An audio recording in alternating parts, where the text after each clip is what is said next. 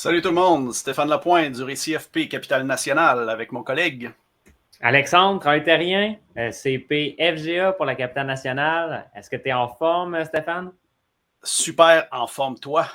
Yes. Le printemps, le soleil, la neige qui fond, la saison des congrès, des colloques. Donc, ça bouge puis c'est le fun. Ça fait du bien solide. En plus, on a un super invité aujourd'hui. Pas le plus joli, mais super bon invité. On a hâte de vous le présenter, c'est sûr et Ouais. certain. Absolument, on garde ça là, en banque là, pour quelques instants. Écoutez, c'est notre deuxième direct. C'est vraiment génial. Puis Stéphane, écoute, je t'affiche là, le plan de la séquence, fait que je te laisse aller. Excellent. Donc, ce qu'on va voir aujourd'hui, mot de bienvenue, on vous a jasé ça un petit peu, pas tant, mais on va continuer avec autre chose. On va faire un retour sur la COPS. On va regarder aussi nos coups de cœur sur les différentes formations qu'on a eues là-bas. Donc, coup de cœur à moi, Alexandre, et notre invité qu'on va vous présenter dans pas grand temps. Et notre invité va vous présenter aussi le salon enseignant prof FGA FP. Donc, un endroit où est-ce on peut partager. On va vous montrer ça tantôt. Différents événements à l'agenda aussi, qu'on va vous montrer, quelques outils, quelques découvertes. Et on va vous redonner nos liens aussi pour être capable de nous suivre sur les réseaux sociaux.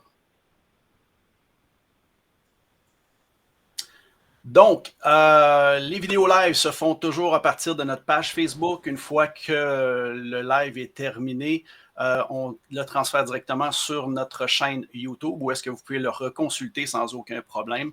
Le but, c'est d'être capable de vous faire ça un live pendant que vous êtes en train de dîner avec des collègues. Vous pouvez l'écouter, le regarder comme vous voulez. Donc, on veut vous présenter des outils, des nouveautés, quelques petits tutoriels rapides, etc., etc. Et il y a le clavardage. Donc, sur Facebook, vous pouvez nous envoyer vos messages, poser vos questions. On les fait afficher à l'écran, on répond à vos questions directement live. Puis, justement, est-ce que c'est le temps de présenter notre invité? Oui, je vais te laisser, ben, on va le laisser se présenter Ben lui-même. oui.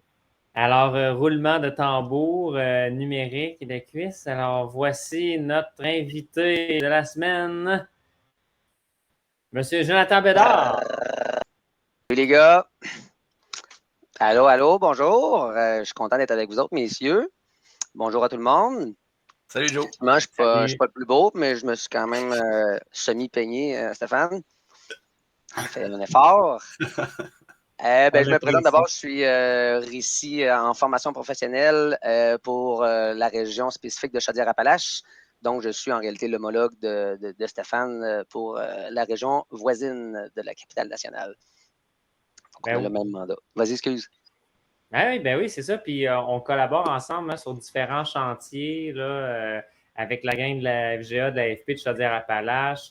Bon, Toby n'est pas là, mais peut-être qu'il va être là un autre moment donné dans un autre direct. Fait que merci d'être là avec nous pour participer à tout ça, Jonathan. C'est super apprécié. Merci d'être là, Joe. Merci de l'invitation, les boys. Alors, retour du congrès, 41e congrès de la COPS. Qui avait lieu la semaine dernière du 4 au 6 avril. Donc, il y a à peu près pas loin de 2000 participants en présence, un peu moins, mais quand on combine le virtuel, le présentiel, donc il y avait du monde à la messe. Ça se passait là, au Centre des congrès de Québec. Chaudière-Appalaches et Capitale nationale a présenté justement à deux reprises là, un atelier qui s'intitule La Guilde pédago numérique. Donc, c'était super le fun. On a rencontré des dizaines de personnes. Alors, puis on poursuit là, la saison. Cet atelier-là, on va le donner à la QFGA dans 2 semaines, à la TREAC. Puis c'est un beau projet justement sur lequel Stéphane, Jonathan, Toby et moi, nous travaillons. Fait que sûrement que vous allez en entendre parler. Puis si vous êtes connecté sur le live, ben écrivez-nous dans le chat si vous avez entendu parler ce mot-là, guild, si vous avez des questions. On essaie de créer un peu de buzz avec ça. c'est un gros congrès, il y a beaucoup d'ateliers, il y a beaucoup de contenu, mais on a répertorié quelques ateliers coup de cœur. Alors, Stéphane, est-ce que tu veux y aller avec ton premier coup de cœur? Ça, c'était le coup de cœur à Joe. Donc, je vais laisser Joe le présenter. Ben oui, c'est écrit. Oui, ben là, il y a la face à Les invités Stéphane aussi qui d'abord. cache mon nom. Là. C'est ambigu, c'est pour ça. Il n'y a pas de problème. Je suis mal poli. Mes invités d'abord. Voici, Joe. Ah, ben, effectivement, tu l'as nommé, il y avait un paquet d'ateliers de formation qui étaient présentés. J'aurais pu parler probablement de bien d'entre elles. Je me suis arrêté sur celle qui parlait des activités interactives H5P données par nos collègues du récit, là, Joanne Proulx et Geneviève Trudel. Euh, le, je dirais que ce qu'on entend beaucoup des enseignants, une demande qui revient souvent, c'est dynamiser son enseignement. Puis ça, ben, c'est tout secteur confondu. On parle du secteur jeune, adulte, là, FGA ou encore FP, formation professionnelle. Puis ben, je trouvais que les filles ont vraiment amené une belle simplicité dans leurs explications. Fait que c'est pour ça que si je peux-tu me permettre de prendre j'ai combien de temps? Dites-moi donc, les gars. Tu as le temps que tu veux. Ouais, tu veux? OK, ça marche. Ben, je vais vous partager mon écran. Donc voilà. Ce que vous voyez présentement, c'est une banque de contenu. Donc, ce que les filles expliquaient, puis ce qui était vraiment bien, c'est que le H5P, d'abord, ça signifie H pour HTML, 5 et P pour package. Alors, ce que ça dit en réalité, c'est on a accès, et là, on voit ici présentement en arrière-plan le Moodle FGA FP. Je suis dans la banque de contenu. Donc, ici, je suis en mode création dans les faits. C'est ici que je vais venir créer des activités H5P, des activités interactives. Quelles sont ces activités spécifiques? Ben, il y en a un paquet, j'allais dire, une tralée. C'est plus de 40 activités différentes qu'ils ont chacun. Là, je ne peux pas évidemment vous en parler de toute la gang. Sauf que je me suis dit, que je pourrais au moins vous présenter les classiques, ce qui revient souvent, ce que les enseignants veulent. Puis je commence tout de suite par la vidéo interactive. Donc, la demande revient souvent. Comment je fais pour m'assurer que les élèves vont visionner la vidéo que je veux bien qu'ils visionnent? Ben, avec la vidéo interactive à H5P, je suis capable. Là, ben, on ne le voit pas beaucoup, là, mais ici, dans le bas, là, il y a des petits points. Donc, en réalité, quand que je fais play puis que j'avance, alors il y a des activités interactives qui vont apparaître de type texte, mais ça peut être aussi évidemment de type question. On peut même obliger l'élève à, s'il ne répond pas comme il faut à une question, je vais essayer d'aller à une question ici. Là. Par exemple, ici, il doit falloir choisir le bon énoncé, la bonne affirmation. Alors, je pourrais même paramétrer pour dire si l'élève n'a pas la bonne réponse, alors je le retourne 30 secondes avant, puis ça l'oblige à finalement avoir la bonne réponse. Donc, on a un pseudo-contrôle finalement sur le visionnement. Donc, ça, c'était un des aspects hyper intéressants que je voulais vous mentionner. Sinon, ben, un autre type d'activité H5P ici, c'est il y a passé des hotspots. Donc, c'est une image toute simple sur laquelle j'ai mis en anglais, c'est hotspot, là, en français. Je ne sais pas comment on le francise. Là. Alexandre, prof de français, tu veux savoir ça? Ouais, ben c'est des puces là, avec des hyperliens. Donc, ça permet d'ouvrir des fenêtres intempestives. Là, donc, des points d'intérêt. Des points d'intérêt, ouais. Merci, les gars. Donc, c'était un autre type d'activité que je voulais vous mentionner. Ils font partie de la liste des 40. L'autre que je ne pourrais pas passer à côté, c'est la présentation H5P. Donc, je vais la comparer rapidement à un PowerPoint, mais avec le mot interactif au bout de la ligne. C'est carrément des diapositives dans les faits. Donc, vous voyez ici que j'ai inséré une image et un petit texte ici. Si je m'en vais à la deuxième diapo, là, présentement, j'ai inséré une vidéo dans ma présentation. Tout ça va être finalement accessible dans l'activité que je pourrais, je le montre tout à l'heure, là, intégrer finalement si vous avez un cours Moodle, par exemple, là, ça s'intègre super bien. Ici, j'ai des questions, j'ai une question vraie ou faux, donc je peux intégrer un paquet de types de questions dans ma présentation. Donc, c'est un peu si mon PowerPoint contenait un paquet d'activités interactives à même la présentation. Puis quand j'ai des questions qui me sont posées dans la présentation, ben à la fin, j'ai toujours un résumé pour avoir mon résultat final. Ce n'est pas un outil d'évaluation. On va plutôt lui donner l'utilité d'un outil d'exercisation. Donc, c'est comme ça qu'il faut le voir. Puis, il y a de la diversité, il y a de l'animation, il y a de l'interactivité. Donc, ça vient dans la portée de je dynamise mon cours, justement. Là. Donc, ça s'intègre super bien dans cette optique-là. J'ai-tu encore du temps? Génial. Regarde, vas-y, j'entends que les invités, là, ils ont toujours plus de droits que. Je fais ça rapidement. Parallèlement à ça, vous voyez ici un cours Moodle qui provient d'un centre de service scolaire et spécifique.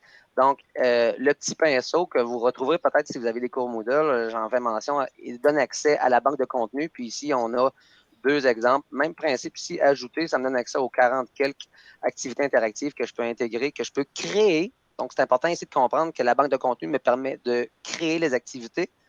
Et quand elles vont être créées, là, ce que je vais faire, c'est que je vais aller dans mon cours Moodle et donc en mode édition, je vais aller ajouter une activité de type H5P. Là, je vous fais grâce des détails. Et la finalité, c'est que maintenant, mon élève, dans mon cours Moodle, va pouvoir accéder à mon activité H5P créée. Et il va pouvoir finalement la vivre. Donc ici, c'est une phrase qu'on demande de cliquer sur les mots qui sont mal orthographiés. Puis ça me permet de me vérifier, voir si c'est bon ou pas bon. Donc, exercisation. J'ai-tu d'autres choses à dire? Oui, dernière chose, c'est pas obligé d'être dans Moodle des activités H5P. Ça peut être aussi avec une application qui s'appelle Lumi. Le même principe, c'est une application, c'est une plateforme web finalement dans laquelle je vais pouvoir aller créer du contenu au même titre, seulement qu'ici, je ne suis pas dans une plateforme précise. Alors, ce serait moi d'aller encore là créer mon activité, puis vous voyez les 40 quelques que je nommais tantôt, ils se retrouvent encore ici. Alors, qu'est-ce que je vais pouvoir faire avec ça après ça? Si j'utilise Classroom, si j'utilise Teams, je vais pouvoir mettre un lien qui mène à l'activité. Donc, voilà. Je m'arrête là parce que je pourrais en parler tout l'après-midi. Merci. C'est super intéressant. Ouais. Puis c'est le fun aussi d'apporter l'idée du Lumi, parce que souvent à H5P, on pense tout le temps à Moodle, puis Moodle, c'est pas tous les centres qui ont l'équipement ou les gens qui sont formés. Fait que là, ça donne une belle alternative pour, comme tu disais, dynamiser les classes. Fait que c'est très intéressant. Puis je rappelle que c'était une activité qui était donnée par qui s'appelait Dynamiser sa classe à l'aide des activités interactives H5P par la gang du récit de la FAD. Là, c'est à ton tour, Stéphane. Oui, c'est à mon tour. Moi, l'atelier que j'ai adoré, c'est le mind mapping pédagogique qui était donné par Jean-Pierre Dufresne. Sérieusement, je suis un fan fini des cartes conceptuelles. Par contre, je suis vraiment pas bon en dessin. Et quand je me suis inscrit à cet atelier-là, M. Dufresne m'a comme convaincu, pas juste moi, tous ceux qui étaient dans la salle, que bon ou pas bon en dessin, d'être capable de transformer ta carte conceptuelle en carte heuristique avec des dessins plus faciles à comprendre, plus faciles à mémoriser surtout. Ce que j'ai adoré aussi de Jean-Pierre Dufresne, c'est que pendant l'atelier, il y a eu quelques petites problématiques au niveau technique, mais sérieusement, on ne les a pas vues parce qu'il maîtrise tellement son sujet qu'on n'a rien vu aller.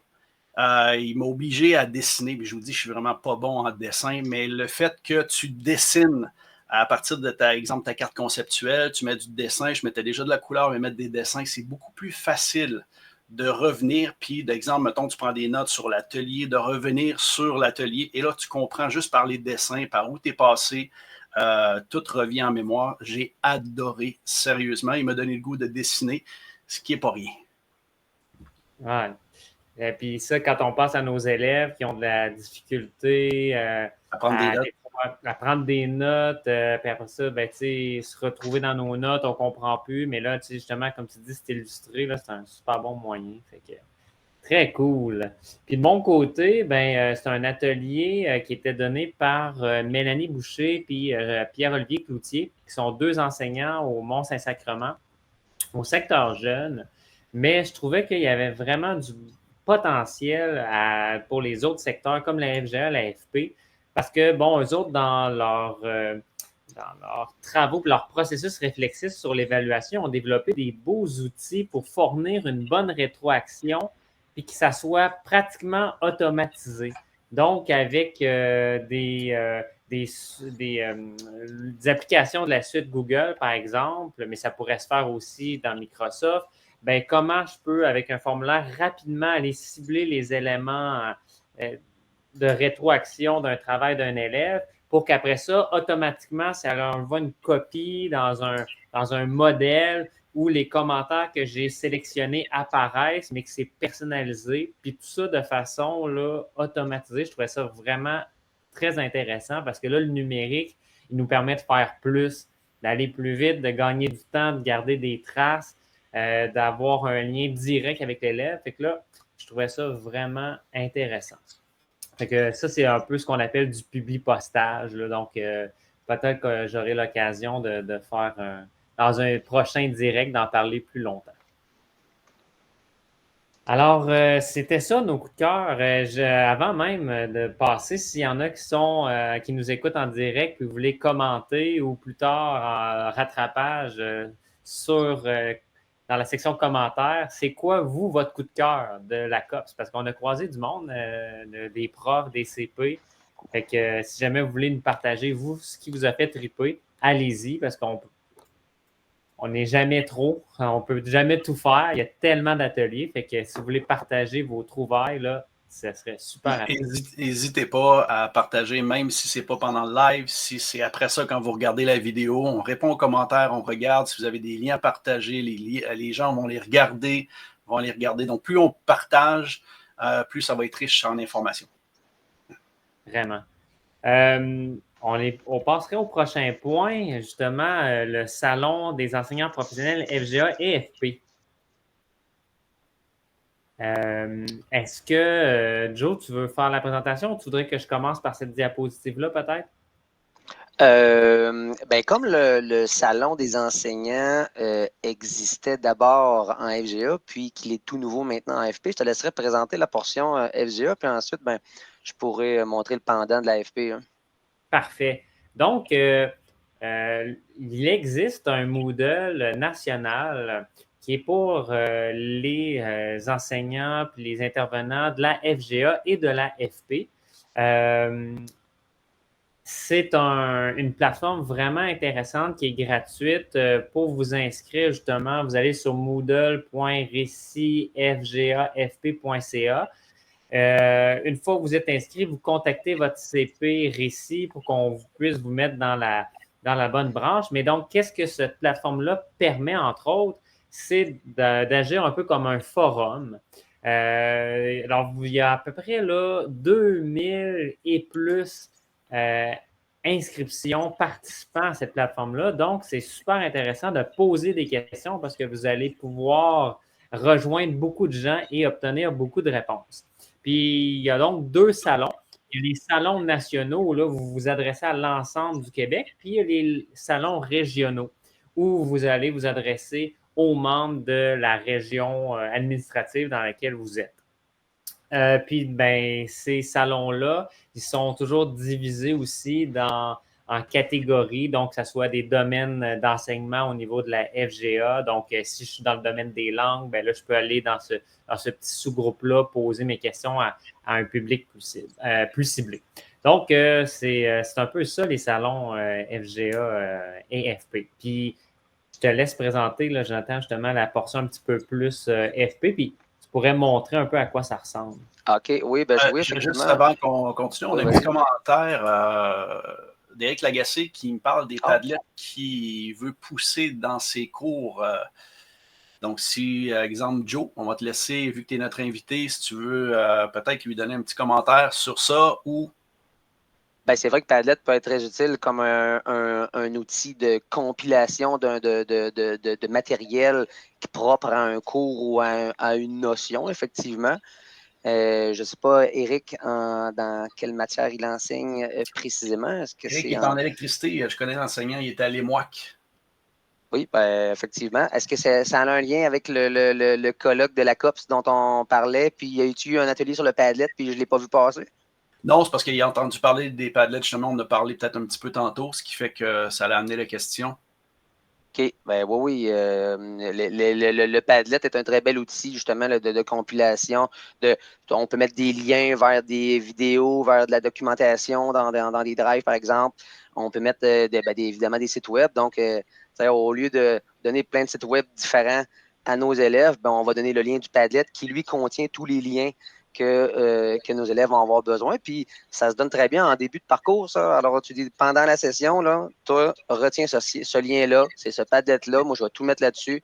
Puis, quand je vais dire, va voir telle chose, ben, tu sais que c'est dans ton Padlet. Puis, c'est catégorisé par colonne, un Padlet. Donc, on est capable de thématiser selon l'utilité qu'on veut en faire. Là. Fait que oui, très bon. C'est un très bel outil, Padlet, effectivement. Il y a des équivalents en passant. Là, je pense à. Il y a le mot Digi, me semble. Digipad. Digipad. Ouais, Merci. ouais, de la suite, la digitale. Donc, lui, il est gratuit complètement. Donc, on a un nombre illimité là, de murs collaboratifs qu'on peut produire. Mais les deux outils là, sont vraiment intéressants à explorer selon vos besoins. Oui, effectivement. Juste faire une petite parenthèse. Éric Lagacé est mentor pour pour le centre de services de la capitale. Donc, si vous avez des besoins, n'hésitez pas à communiquer avec lui. Super. Fait que vas-y, Joe, montre-nous donc le Moodle FGA. On y va. Voici le Salon national. On va donner là, son vrai nom. Alors, le Salon national des enseignants de la formation professionnelle, il faut avoir en tête l'objectif initial qui est le réseautage qu'on a nommé tout à l'heure. Effectivement, et c'est encore plus vrai, je crois, en FP, pas que la FGA n'a pas cette réalité-là, mais la formation professionnelle, on a des DEP, des programmes qui se donnent spécifiquement dans certains centres, donc pas nécessairement dans tous les centres de la province. Alors, nos enseignants, ben, ils veulent souvent savoir qu'est-ce qui se fait ailleurs, qu'est-ce qui se passe ailleurs, les outils utilisés, les logiciels, les façons d'enseigner. La pédagogie, le nouveau programme, c'est un discours qu'on entend beaucoup. Et oui, il y a des groupes Facebook, effectivement, pour discuter, mais ils sont plus souvent qu'autrement tout secteur d'activité confondu. Tandis qu'ici, le Salon national des enseignants de l'AFP, son utilité, ça va être plutôt dans mon domaine d'enseignement, dans mon secteur d'enseignement, dans mon secteur d'activité, je voudrais être capable de discuter puis d'avoir accès à ces discussions-là spécifiques sans avoir à défiler longtemps toutes les autres publications qu'il va y avoir eu qui sont sur des sujets qui peuvent ou ne pas me concerner. Alors ici, c'est sûr que je prends par exemple, je vais aller en soins esthétiques. Alors, soins esthétiques qui est un des secteurs qui contient les deux DEP, coiffure et esthétique. Alors, si je suis une enseignante en coiffure, mais je vais pouvoir accéder au forum. Donc, ici, ce sont des forums. Donc, on comprend que c'est un endroit pour discuter, clavarder. Il y a des sujets qui vont être amenés. Puis, quand je vais accéder à une discussion précise, je vais pouvoir lire l'entièreté de la conversation, puis y répondre, ultimement, et mettre mon grain de sel, poser des questions. Alors, les gens vont pouvoir s'abonner au forum, donc de sorte que ne pas avoir à s'y rendre systématiquement pour les vérifier s'il y a du contenu nouveau. Je voudrais être alerté par courriel qu'une nouvelle réponse a été donnée dans mon secteur d'activité, dans mon secteur d'enseignement, coiffure. Alors, c'est possible de le faire, donc de s'abonner au forum. Donc, c'est ce que j'ai à dire pour le Salon national des enseignants de l'AFP. Il faut vraiment, le mot-clé, en fait, c'est réseautage par secteur. C'est vraiment ça, ce qui est à retenir de ce salon. Puis, faire une petite parenthèse aussi en AFP, ça vient de commencer, donc faites pas le saut. Si vous arrivez sur un forum où est-ce qu'il n'y a pas de message, mettez-en, plus il va y avoir de gens qui vont l'utiliser, plus ça va être riche en échanges. Donc, même si le salon est vide, n'hésitez pas à laisser un message.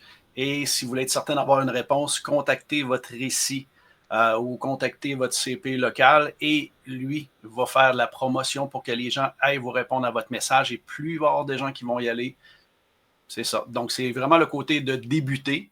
Et une fois que ça va être débuté, après ça, ça va aller tout seul. Je n'ai pas mentionné, mais on a aussi des sujets un peu généraux, justement, là, comme on entend souvent l'alternance travail-études qui est de plus en plus présente et la supervision de stages à distance. Donc, on va avoir des sujets un peu plus généraux qui vont pouvoir aussi être présent. Oui. Plus vous participez, plus vous allez obtenir aussi des badges là, de participation pour les premiers messages, les 5. C'est un super bel outil là, pour communiquer avec du monde. Parce que des fois, on sait ce qui se passe dans notre milieu un peu, mais on est curieux puis on ne connaît pas toujours des profs ou des gens qui enseignent ailleurs. Fait que là-dessus, c'est facile, on pose la question puis on obtient un bon feedback rapide. Une petite parenthèse juste pour les badges. Les badges pour les enseignants, c'est vraiment, là, présentement, on a un nombre d'heures à faire par année de formation. Donc, c'est important de toujours cumuler nos heures. Les badges sont toujours rattachés à une formation et le nombre d'heures aussi. Donc, quand c'est un badge officiel, bien entendu. Ouais. Donc, n'oubliez pas, Moodle FGA FP, inscription gratuite. N'oubliez pas de contacter votre CP Récit pour qu'on puisse vous mettre dans la bonne cohorte là, puis que vous ayez accès au salon. C'est bien important. Puis on a des vidéos aussi déjà faites qui montrent la procédure de leur... Oui, on vous accompagne là-dedans. Merci de le mentionner. Oui, c'est ça. On va vous déposer le lien de la présentation Canva, puis les liens sont cliquables, là, les hyperliens pour accéder aux vidéos. Là, donc, j'entends produire une super belle vidéo tuto là-dessus. Donc, ça va être disponible dans les commentaires ou dans le descriptif là, sur YouTube. Il nous reste 4 minutes, messieurs. Donc, on va avoir le temps de parler des événements à venir, puis probablement que les outils, on va se garder ça pour un autre direct, possiblement. Premier événement à venir. Oui, Stéphane, vas-y.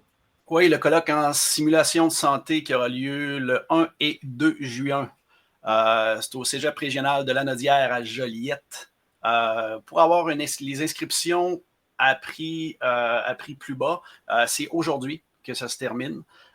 Et les inscriptions, après ça, vont commencer à 275 $ à partir du 15 avril.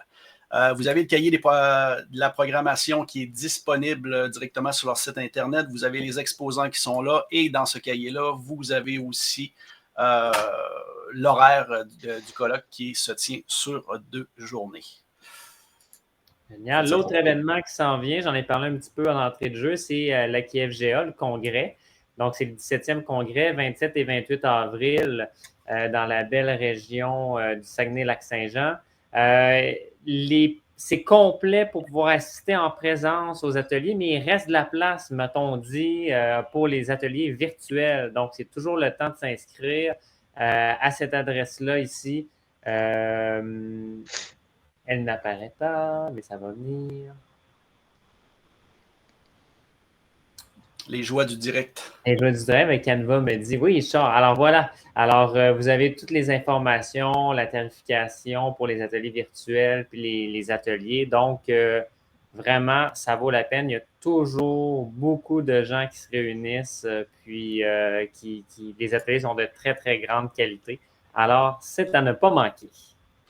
Si tu me permets, Alexandre, je vais juste présenter les 2 outils rapidement, surtout pour les liens, pour que les gens puissent les voir, qui est un outil vraiment excellent. Donc, le premier outil que je voulais montrer pour le domaine de la santé, de la compagnie Invisu, dans le fond, c'est que, je vais partager mon écran, ça va être plus simple pour vous autres. Dans le fond, vous pouvez, à partir de leur site, vous pouvez cliquer sur l'organe que vous désirez. Les images sont vraiment incroyables, sont en 3D, on peut les agrandir, on peut mettre des points spéciaux dessus, vous pouvez les réutiliser après ça pour vos présentations. Donc, ça vous facilite la tâche énormément. Comme Alexandre vous disait tantôt, le Canva, on va vous partager le lien. Tous les liens sont cliquables dedans, donc vous allez être capable de revoir l'outil et pour pouvoir l'utiliser éventuellement. Si j'ai encore du temps, si tu me permets encore. Oui, il nous reste du temps. Excellent. On peut dépasser aussi, là. Pour l'autre outil que je vais vous montrer, un outil que vous pouvez utiliser dans beaucoup de domaines, exemple en FGA, pour les maths, les sciences, chimie, physique, en formation professionnelle, tout ce qui retouche l'électricité, l'électrodynamique, l'électronique, mécanique industrielle, etc., etc. Vous avez beaucoup d'animations qui sont faites en HTML5. Ce qui est le fun, je vous montre ça au départ, c'est qu'on peut télécharger directement les outils, les mettre sur notre ordinateur. Donc, on ne dépend plus d'Internet. Donc, si vous avez peur éventuellement de perdre de perdre la connexion Internet, inquiétez-vous pas. Vous allez pouvoir les avoir directement sur votre ordinateur. Donc, même chose, c'est que vous pouvez utiliser les applications ici. Chacune des pages, vous pouvez augmenter, diminuer les valeurs résistives, vous pouvez voir les formes d'ondes, etc., etc. Donc, pour dynamiser votre enseignement, ça peut être un très bel outil. Encore là, vous allez avoir le lien dans le Canva qu'on va vous partager. J'ai fait ça assez rapide, c'est bien. Vraiment, vraiment, une machine.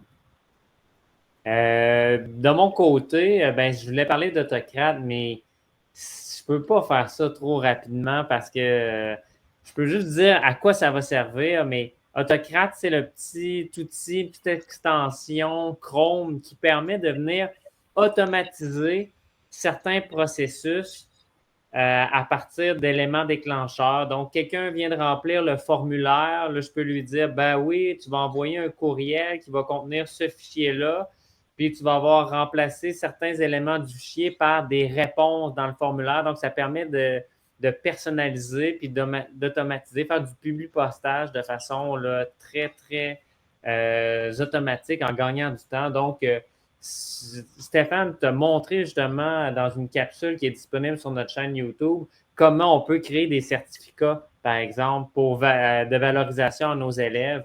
Ça utilise justement Autocrate. Donc, on invite les gens à aller voir cette vidéo-là pour apprendre à travailler un peu avec Autocrate puis vous donner d'autres idées. Donc, c'est vraiment un outil que j'utilise de plus en plus et qui me permet vraiment de me dégager du temps pour faire les choses qui comptent vraiment. Oui. C'est déjà tout pour aujourd'hui. Il est 13h01. On vous rappelle que vous pouvez consulter notre site internet récitcn.ca, notre page YouTube, notre chaîne YouTube @récitcn. On dépose des vidéos, des tutoriels et c'est là que va se retrouver, si vous voulez voir en rattrapage notre direct de ce midi, ça va être là-dessus. Donc, n'hésitez pas à nous contacter. On est là pour vous servir. Jonathan, merci d'avoir été là. Merci d'avoir été là, Joe. Merci, les gars. Vous êtes vraiment soit à coche, comme on dit. C'est vraiment cool. Non, mais le concept est vraiment génial. Là. J'adore. Moi, pour ma part, en tant que prof, je pense que ça m'éviterait de lire bien de la documentation. Alors, vous me faites un condensé d'informations en vidéo. Pour moi, ça a vraiment une grosse plus-value. Là. Super, Joe. On va t'envoyer ton chèque par la poste. Bon, on dit salut à tout le monde.